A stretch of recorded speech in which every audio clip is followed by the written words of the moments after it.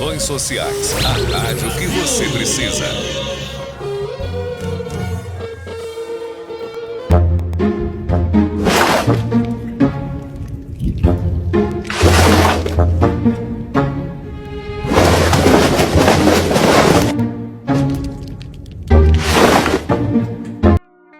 Boa noite, nobres amigos. Estamos aqui novamente no portal Soluções Sociais com a nossa rádio Soluções Sociais.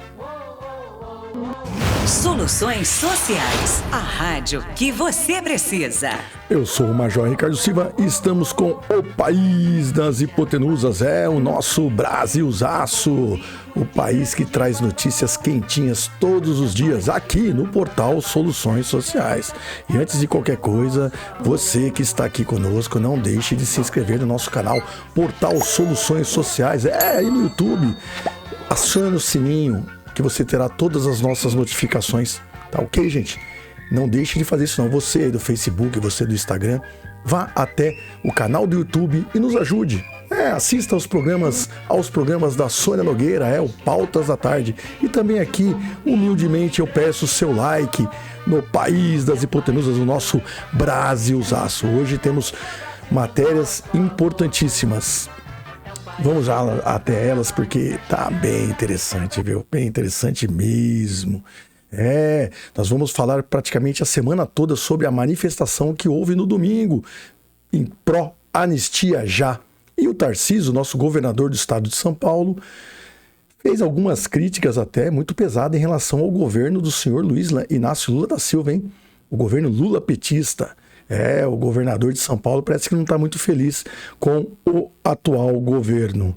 E também o suspeito lá, o tal do Michael, aquele suspeito da questão da Vitória, parece que confessou. Confessou o crime que deixou todo o país triste. E vocês sabem o que é comunismo? Na visão de um deputado federal aí muito conhecido de vocês, o Nicolas Ferreira, ele vai passar para vocês o que é o comunismo na sua visão e vai trazer alguns dados importantíssimos. E parece que hoje, infelizmente, nós temos deputado federal pedindo licenciamento, por conta aí das questões do passaporte, o deputado federal Eduardo Bolsonaro. Falaremos aqui também sobre isso, né? Então já vamos começar logo já para iniciar, vamos falar um pouquinho dessa matéria aí que está deixando todo mundo assim impressionado. O governo do estado de São Paulo, que todo mundo sabe, o senhor Tarcísio de Freitas, que é um soldado do ex-presidente Jair Messias Bolsonaro, teceu diversas críticas em relação ao governo do senhor Lula, né? Tá aqui, Tarcísio ataca o governo Lula e pede volta de Bolsonaro, olha só. Então, o governador de São Paulo, Tarcísio de Freitas, republicanos, subiu o tom ao atacar o governo federal durante a manifestação realizada no último domingo, por apoiadores do ex-presidente Jair Messias Bolsonaro, do PL. Lá em Copacabana, no Rio de Janeiro. Aqui, a matéria diz: o que aconteceu? Ao lado de outros políticos de direita, Tarcísio criticou aspectos econômicos do atual governo e pediu de volta o Bolsonaro, o Jair Messias Bolsonaro, para ser presidente do Brasil de novo. E todos sabemos que Tarcísio é um dos presidenciáveis. Apesar de ser governador do estado de São Paulo, e diz que não será candidato se o presidente Jair Messias Bolsonaro se mantiver com a posição de pré-candidato, o senhor Tarcísio está dizendo que não será candidato, mas está ali para apoiar o Bolsonaro, lá, toda a multidão em Copacabana. Ninguém aguenta mais a inflação, ninguém aguenta mais o arroz caro, a gasolina cara, o ovo caro. Prometeram picanha e não tem nem ovo para se comer, disse o governador. E se está tudo caro, volta Bolsonaro, disse Tarcísio, apontando como possível nome da direita da disputa presidencial em 2026. Tarcísio elogiou o padrinho político e questionou razões que tornaram Bolsonaro inelegível. Qual a razão para afastar Jair Messias Bolsonaro das urnas? Perguntou o governador. É medo de perder a eleição? Ponto de interrogação. Porque eles sabem que vão perder, disse Tarcísio. A gente está aqui para lutar, para mostrar que nós todos estamos juntos para exigir anistia daqueles inocentes que receberam penas desonrosas, afirmou no carro de som na Avenida Atlântica, em Copacabana. O governador também de São Paulo comentou as punições aos condenados pelos ataques de 8 de janeiro. Enfim, essa manifestação foi pró-anistia para a liberação dos presos do 8 de janeiro. Ele disse aqui, a gente está aqui em homenagem ao Clesão. A gente está aqui pela família dele, porque o Clesão não pode ter sido em vão. A gente está aqui pela Débora Santos. A gente está aqui pelo Ezequiel. A gente está aqui para fazer diferença, afirmou o governador. Tarcísio ironizou a punição dos condenados ao lembrar o caso da cabeleireira Débora Santos. O que eles fizeram? Usaram batom num país onde todo dia a gente assiste traficantes indo para a rua, afirmou. Nós sempre dizemos isso aqui, né? Um país onde tem ex-presidiário como presidente, deputados condenados. Tivemos a Lava Jato toda desfeita, então realmente um país onde existe essa impunidade toda, ver uma senhora, uma cabeleireira, trabalhadora, mãe de 2 crianças, presa por conta de um ato de vandalismo realmente é muito esquisito. Ele também criticou o Poder Judiciário e lembrou os escândalos de corrupção envolvendo a Petrobras no governo Lula. Realmente a Lava Jato. Onde os caras que assaltaram o Brasil, os caras que assaltaram a Petrobras, voltaram para a cena do crime, voltaram para a política, voltaram reabilitados. Tá certo isso? Tá certo isso? Parece haver justiça nisso? Realmente o senhor governador Tarcísio de Freitas realmente não ficou muito feliz com isso aí não, hein? Realmente ele está meio nervoso, não, está extremamente nervoso. Nós sabemos aqui muito bem que a oposição, a direita, vai marcar cerrado esse governo federal. A economia não vai bem.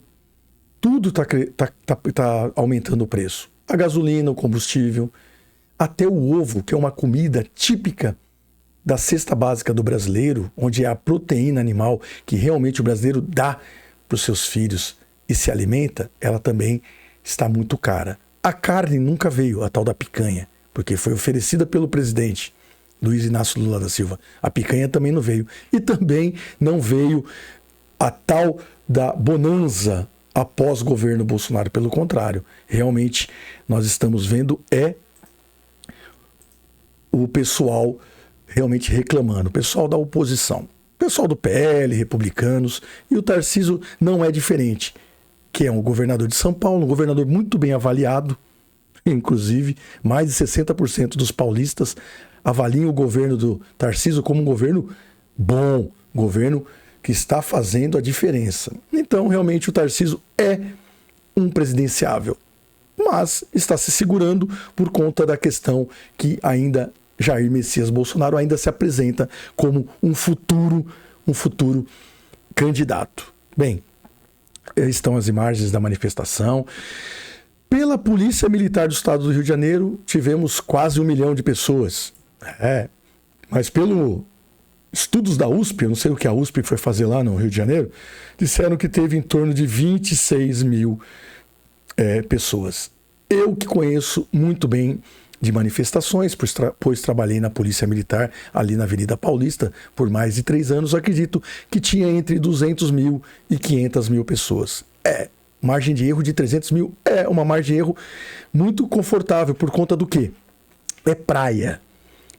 É que nós colocamos ali as imagens da praia, mas adentrando a orla, pelas ruas, constam que tenham mais de 200 mil. Na praia, acredito que tenha 300 mil e mais 200 em seu entorno. Então, realmente, foi uma manifestação pró-anistia que teve um resultado positivo para os liberais, para a direita do Brasil. Bem, nós vamos passar aqui realmente uma matéria bem triste, né? Porque é a matéria da Vitória. A dona Vitória, tadinha, a menina que foi violentamente assassinada. E parece que o tal do Michael, que é um rapaz que já está detido pela Polícia Civil, um bom trabalho, inclusive, parabéns para o trabalho da Polícia Civil. Esse rapaz parece que confessou. Então nós vamos ver a matéria aqui, vamos assistir o vídeo para saber realmente o que aconteceu. Vamos lá. Acabo de receber informação aqui, Armando Bortoletti, nosso produtor, traz detalhes Inclusive, o doutor Fábio Costa conversou aqui com o delegado, com o pessoal da polícia. Nós tivemos a informação na madrugada, Michael pediu a presença do delegado. Já tinha dito isso antes, agora confirmada a presença do delegado para confessar o crime. Por isso, essa coletiva de imprensa para divulgar as informações do laudo e também na coletiva eles vão trazer os detalhes do que o Michael disse em função da pressão das investigações, a mídia, o caso há 20 dias na mídia. Então, em função dessa pressão, tudo que foi trazido durante todos esses dias aqui, o Michael, então, chamou o delegado para assumir, para confessar que ele foi o assassino de Vitória Regina. Dr. Fábio Costa, que está conosco, advogado da família, conversou com os policiais. Doutor, a confirmação de que Michael, assumiu. E agora a expectativa de como ele fez isso e se tem mais pessoas envolvidas, não é, doutor? Exatamente, William. Eu acabei de receber uma mensagem da Delegacia de Franco da Rocha. Ontem nós tínhamos essa esperança, né, de que ele chamasse o delegado, chamasse os advogados para ser interrogado e nesse interrogatório confessar. E de fato aconteceu. Acabo de receber a informação aqui que oficialmente, na presença do delegado, na presença do senhor Marcelo, que é o chefe dos investigadores e também dos advogados, ele acaba de confessar que de fato tirou a vida da Vitória, William. Agora, só complementando, William, nós não temos detalhes ainda desse interrogatório dele. A priori nós sabemos que ele confessou. Agora nós não sabemos ainda qual é o teor disso. Se ele confessou e deu detalhes de como fez e com quem fez. Isso eu vou saber daqui a alguns instantes, que eu vou entrar em contato com a delegacia novamente. Muito bem. E há ainda mais uma informação, hein? Há mais uma informação. Bem, nós vamos ouvir essa informação, né? Vamos aqui dar um up aqui no áudio. Nós vamos ver mais essa informação, mas realmente me parece que está se encaminhando para uma solução dessa investigação. Esse inquérito realmente de uma coisa muito triste que aconteceu, uma violência sem tamanho, uma menina jovem, trabalhadora, bonita, coitada, foi morta violentamente, estuprada, rasparam a cabeça da menina. Então realmente foi muito triste. E a Polícia Civil trabalhou muito rápido, está de parabéns. Então vamos ver o desenrolar aqui dessa questão que está acontecendo para poder seguir com a matéria. Vamos lá. Nesse caso, Thiago Gardinari. Confirmada a confissão do Michael, sendo o Michael o autor do crime, tendo ele realmente confessado o crime ao delegado, os policiais devem realizar hoje a reconstituição do crime, uma grande mobilização de forças policiais no município de Cajamar, porque aí o Michael seria retirado de dentro da cela e seria levado a todos os locais, ponto de ônibus, local do cativeiro, área de mata, para uma reconstituição completa do crime. Aí uma grande mobilização no município de Cajamar, justamente para reconstituir passo a passo do que teria acontecido com a Vitória, William. Olha, nossa equipe trabalhando o tempo inteiro, os produtores, as nossas equipes, os jornalistas que estão nesse caso há 20 dias, gente, 24 horas por dia, buscando as informações para trazer para o senhor e para a senhora. Este momento é um dos momentos mais esperados pela família, apesar da Vitória não voltar, mas é algo que, como o próprio pai disse, a gente tem que seguir, a gente tem que continuar vivendo, mas esperando que a justiça seja feita.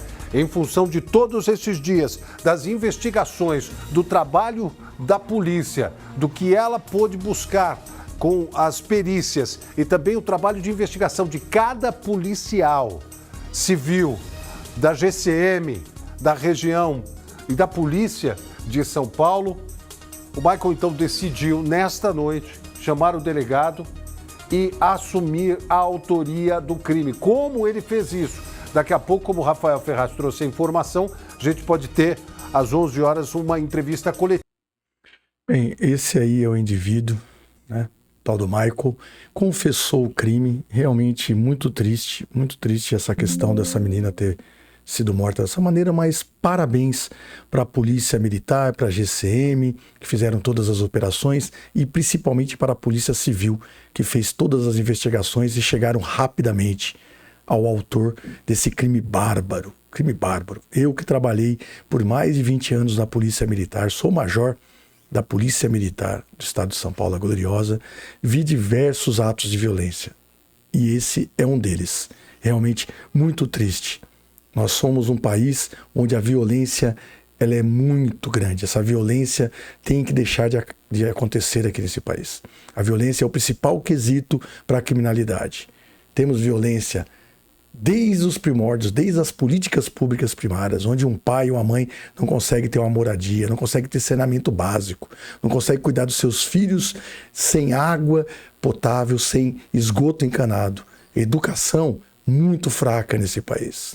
E, infelizmente, a violência ela aparece desde os primórdios. E no caso desse rapaz, que provavelmente também não teve uma vida lá que se prezasse, né? Vive em lugares humildes, simples, se tornou esse criminoso, violento, assassino e acabou tirando a vida dessa menina. Então, realmente é muito triste e ainda bem que a polícia conseguiu fazer aí o seu trabalho. Bem, nós vamos falar aqui agora, minha gente. Realmente é algo assim de se impressionar, hein? Eu vou ser sincero. O senhor Eduardo Bolsonaro é deputado federal do nosso estado aqui de São Paulo. Líder, um dos líderes maiores da direita no Brasil, pediu o afastamento, se licenciou. Ele que estava com uma questão em relação ao seu passaporte, estava com uma questão de apreensão do seu passaporte, para ele não poder sair mais do país. E ele também faz uma agenda gigantesca, agenda internacional, faz muito da sua questão parlamentar, a parte externa. Estava cotado para ficar na comissão internacional e acabou resolvendo se licenciar e ficar pelos Estados Unidos. Dizem, não, ele mesmo confessou que estava preocupado com a questão do STF e da PGR. Tanto o STF como a PGR estavam prometendo apreender o seu passaporte. E por ele ser um dos líderes da direita que luta pelo Brasil, pelas questões patrióticas lá fora, ele se tornou uma pessoa malquista pela esquerda. Então, realmente, ele sentiu que teria um ato, um complô contra ele e resolveu se licenciar. Isso são palavras dele. Vocês podem ler e ouvir e assistir em suas redes sociais. Porém, o que ocorreu? Saiu uma decisão da PGR, agora à tarde, às 16 horas e 6 minutos, e o Márcio Falcão, lá da TV Globo, né, diz o quê? PGR se posiciona contra o pedido de retenção do passaporte do Eduardo Bolsonaro. Gonê se manifestou sobre a ação do PT, pedindo a retenção do passaporte do deputado, sob o argumento de que ele estaria usando viagens para investigar políticos norte-americanos contra o Supremo. Bem, essa é a matéria que o G1, né, colocou. Agora, se é verdade ou não, nós não sabemos. Sabemos que ele se licenciou. E a direita está com um dos seus líderes maiores fora do país. Lá nos Estados Unidos, lá com o senhor Donald Trump, lá nos States. Será que é isso mesmo? Um homem que está contra o comunismo, um homem que está a favor da liberdade, está contra a questão realmente da esquerda, está lutando para também não ficar como seu pai, ou o pessoal do 8 de janeiro, injustiçado. Então, realmente, Eduardo, boa sorte, que você tenha a melhor solução que possa existir. Estamos contando com todos os parlamentares e todos os políticos que querem um Brasil melhor, seja de direita, seja de centro, de esquerda, jamais. Pelo menos é a minha opinião. Bem, falando em esquerda, vocês sabem o que é comunismo? Então nós vamos aqui, tem um rapaz aqui muito querido por todos, vai falar um pouquinho sobre o que é o comunismo. Vamos esclarecer algumas coisinhas sobre isso daqui. Tem uma galerinha falando que é comunista como se fosse do tipo: eu gosto de sorvete de chocolate e você de baunilha. São gostos diferentes. Meu amigo, o comunismo não é simplesmente um gosto subjetivo de cada um. Pelo contrário, é muito mais do que isso. Tanto é que o próprio Lula agradeceu por ter agora um comunista no STF. Vocês não sabem como eu estou feliz hoje. Pela primeira vez na história deste país, nós conseguimos colocar na Suprema Corte desse país um ministro comunista, um companheiro da qualidade do Flávio Dino. E teve uma galerinha aí, ou melhor, uma foquinha aí, que no ano passado, nas eleições, simplesmente fez chacota com quem disse que o Lula era comunista. Então, se tem uma coisa que Lula não é comunista. E agora vejam só. Acusa de comunistas, achando que nós ficamos ofendidos com isso. Nós não ficamos ofendidos. Isso não nos ofende. Isso nos orgulha. E ele não parou por aí. 140 dias de governo Lula, nenhum passo dado na direção da implementação do comunismo. Os bolsonaristas que gritaram isso nas eleições darão um braço a torcer e vão aceitar que não há qualquer projeto comunista para o Brasil? Vão aceitar que foram enganados para gritar isso sem parar? E aí, Foquinha, vai admitir que de fato você agora foi enganado? Ou melhor, de que você enganou as pessoas? Eu sou uma foca, olha! Porque o Lula não tá falando que é comunista e que quer implementar o socialismo de agora. Não dá para você pegar o regime cubano, colocar num navio, trazer para o Brasil, decreto-lei número 1, socialismo à la cubana. Não dá certo. Eu acho que ele será demorado, ele será, penoso, mas será nos moldes em que a cabeça do povo brasileiro estiver preparada para implantá-lo. E tinha outros aí também que faziam chacota do tal comunismo, como se fosse uma coisa distante e alucinante da direita. Enquanto as pessoas discutem se o comunismo vai voltar no Brasil, que é uma loucura...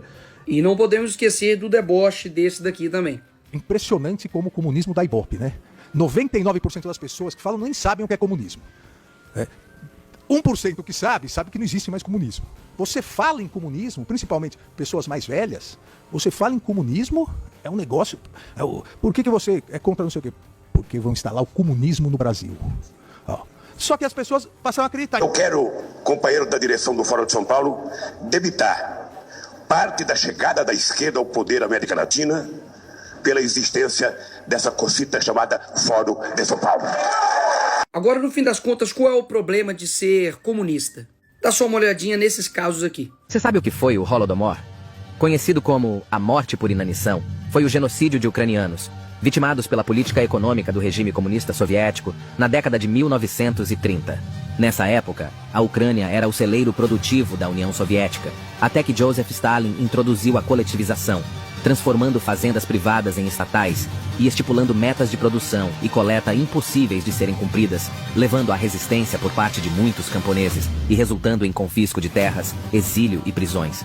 A situação piorou progressivamente no país, com cadáveres se espalhando pelas ruas e campos devido à grande quantidade de mortos pela fome. O odor dos corpos em decomposição dominava as regiões, com relatos de insanidade e até canibalismo.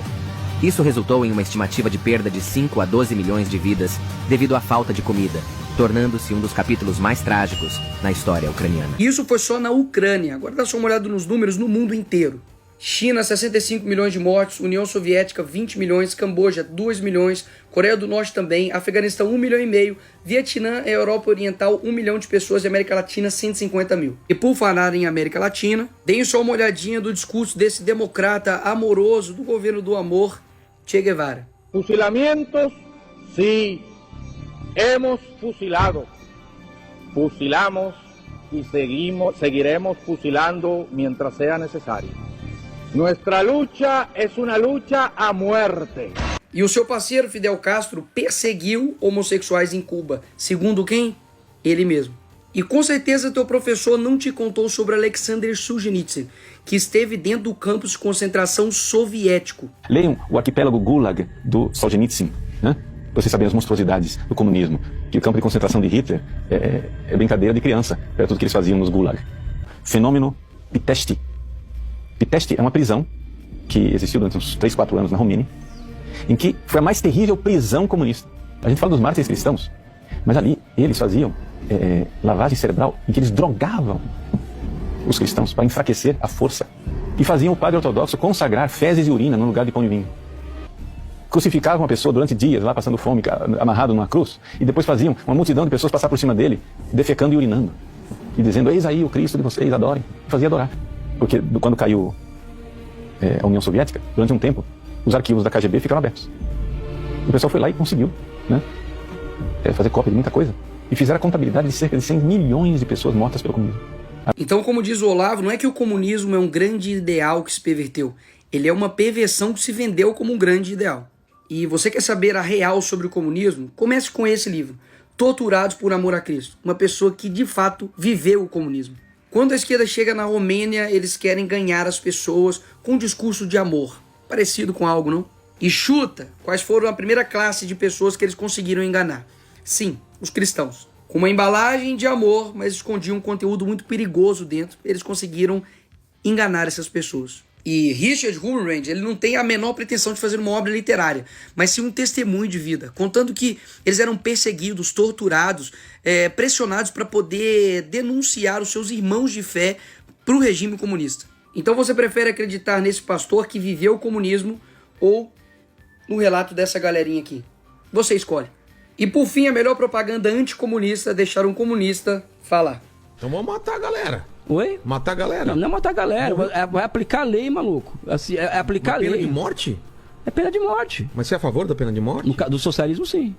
Por que essa diferenciação do socialismo para não... Porque no capitalismo que morre é pobre com a pena de morte. E pobre não morreu também no socialismo? Não, muito pelo contrário. Os caras que eram mortos não eram pobres? Olha, todo mundo é pobre. Não. Quem morreu é pobre. Tudo bem, mas eram pobres, né, a serviço de uma potência estrangeira. Então aí é justificado? Eu acho que sim. E esse cara é assessor de quem? Da Dilma. O maior truque já realizado pelo diabo foi convencer o mundo de que ele não existe. Agora você entendeu porque os comunistas querem que você ache que o comunismo não passa de uma mera fantasia? Pois é. Geralmente o diabo não chega com um tridente vermelho. Vermelho até que chega. Mas chega com uma foice e martelo e com um aspecto de amor. Não seja mais enganado. O comunismo mata e quem defende ele é cúmplice. Minha gente, essa é a opinião do senhor Nicolas Ferreira. Deu uma aula aí sobre a questão desse regime comunista, que não tem nada de democrático, que não tem nada de amor, que não tem nada de romântico. O comunismo matou milhões e milhões de pessoas. E ali o padre deixou sua opinião, falou sobre a questão histórica, e realmente quando você lê sobre as questões do comunismo, é triste. Matou muito mais que outros regimes criminosos que inclusive tivemos na Segunda Guerra Mundial, lá pelos alemães. Nem podemos nem falar aqui, que essa palavra já é tão suja que quando você fala, já acusa lá em algum lugar. E daqui a pouco o meu programa vai cair. Né? Então o comunismo se iguala a esse regime terrível que existiu na Segunda Guerra Mundial. Bem, hoje foi isso, meus amigos. Fico muito feliz de estar aqui com vocês novamente. E é isso aí, ó. Vamos lá. Cadê? Vocês não podem deixar de curtir, se inscrever no portal Soluções Sociais no canal do YouTube, aciona o sininho para ter todas as nossas notificações, porque todos os dias de segunda a sexta-feira é dia de O País das Hipotenusas, o nosso Brasilzaço. Que não tenhamos mais deputados se afastando e nos abandonando. Não está abandonando não, gente. É estratégia. É estratégia. Deve ser. Grande abraço a todos os brasileiros e brasileiras. Até amanhã. Tá bom? Vocês querem as crianças? Tá aqui as crianças. Vamos lá. Tchau.